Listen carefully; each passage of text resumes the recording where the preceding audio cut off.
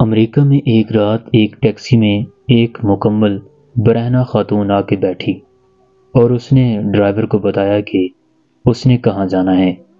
Taxi driver نے taxi start نہیں کی اور وہ بار بار اس خاتون کو دیکھتا رہا، تو وہ خاتون بہت غصے میں آ کر کہنے لگی، تمہارے ساتھ کیا پرابلم ہے؟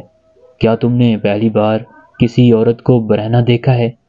ٹیکسی ڈرائیور نے جواب دیا، نہیں، ہرگز نہیں، میں صرف یہ جاننے کی کوشش کر رہا ہوں کہ آپ نے اپنی منزل پر پہنچنے کے بعد مجھے کرائے کے جو پیسے دینے ہیں وہ آپ نے اپنی کس جگہ رکھے ہوئے ہیں۔ یہی حالت پاکستان میں اس وقت اس قابض اشرفیہ اور عوام کی ہے۔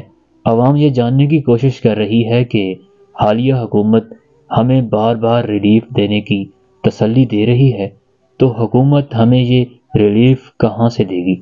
کیونکہ یہ حکومت تو مکمل طور پر ننگی ہو چکی ہے، تو یہ ہمیں ریلیف کہاں سے دے گی؟